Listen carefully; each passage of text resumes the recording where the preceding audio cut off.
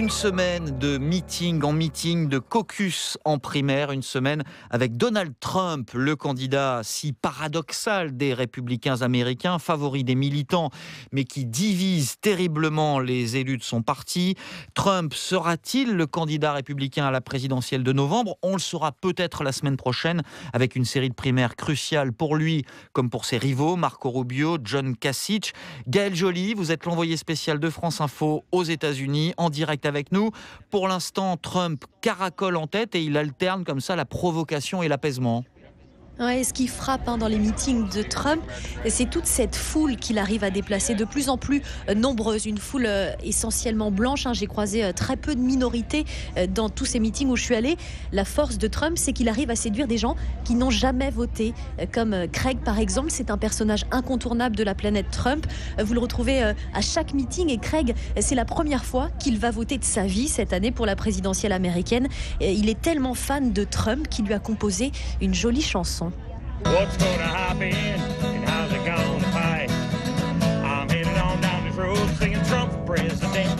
Yeah. What's gonna happen, Lord, my son? I won't. Trump has touched on issues. Trump, il s'attaque à des problèmes qui me tiennent vraiment à cœur, comme protéger nos frontières de tous ces clandestins qui essayent de rentrer dans notre pays. Vous savez, aujourd'hui, une famille de clandestins qui entre dans ce pays, par exemple, une femme, son mari et leurs 3 enfants, eh bien, on leur donne $240 par mois. Et tout ça, c'est payé par qui ? Par moi et par tous les gars qui sont là autour. Trump n'est pas raciste, mais les médias, ils font leur beurre dessus. Ils l'attaquent là-dessus, mais ça ne marche pas.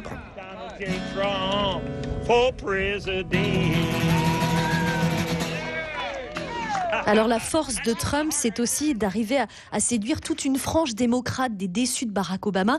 En suivant la route des meetings de Trump, j'ai croisé Tim. Il avait voté en 2008 pour Obama. Aujourd'hui, il soutient Trump.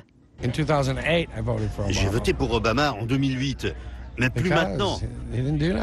Pas après tout ça, il n'a rien fait. Il n'a rien fait pour nous. J'avais dit qu'il y aurait du changement, mais rien n'a changé. Donald Trump est différent. Il n'a rien d'un politicien, c'est un homme d'affaires. Les gens sont fatigués des politiciens, ils veulent quelqu'un qui prenne les devants et fasse attention à eux.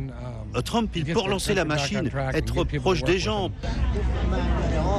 Alors sur ma route des meetings, j'ai aussi rencontré un Français. Il y en a, il s'appelle Arthur de Lille. Il étudie à l'Université de Caroline du Nord et il est fasciné par le personnage Trump, lui qui vote plutôt centre-droit en France. Eh bien, je viens là pour supporter Trump et je viens aussi me renseigner un peu sur le personnage et voir ce qu'il vaut en public, vraiment. Après avoir pas mal suivi en débat, j'ai envie de voir le vrai Trump, quoi. Qu'est-ce qui vous intéresse chez lui ? Eh bien, sa franchise, son honnêteté, le fait que ça soit un businessman comme moi, bien sûr, dans l'avenir, peut-être. Et son discours un peu extrême sur les races. Honnêtement, je crois qu'il est vraiment déformé par la plupart des médias, aussi bien français qu'américains. Son projet d'interdire l'immigration musulmane, bien que je ne sois pas tout à fait d'accord et que ça soit un peu extrême, je trouve que dans le contexte d'aujourd'hui, on est quand même assez menacé par l'islamisme, il faut le dire. C'est une mesure qui trouve son sens. Voilà, vous l'entendez, un Trump qui ratisse large et qui arrive aussi bien à séduire les électeurs du sud profond des États-Unis, très conservateurs, et ceux du nord aussi, les ouvriers qui ont peur de cette mondialisation, peur d'être déclassés. Oui, on sent bien effectivement cette fascination des supporters de Trump, mais il attire aussi beaucoup de haine, Gaël. Ah oui, à chaque meeting, son lot d'anti-Trump. Là, c'était en Caroline du Nord, on entend ceux qui chantent noir, blanc, métis. On ne veut pas de Trump dans cette ville. Voilà ce qu'ils chantent. Parmi eux, il y a Blanca, elle vote républicain, mais pas pour Trump.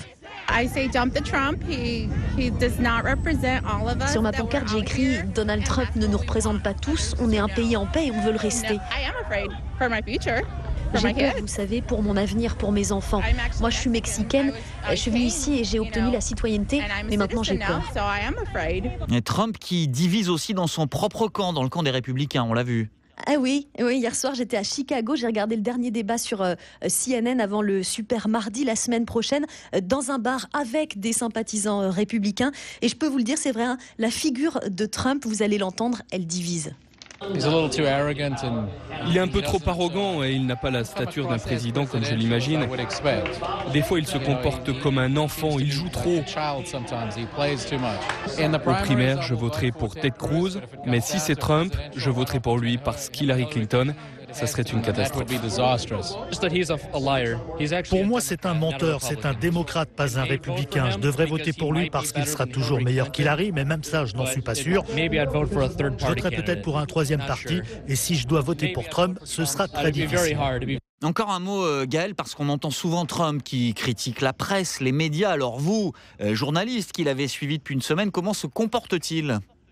Alors, relation évidemment très difficile avec les médias. Il en joue, Donald Trump, tous les jours.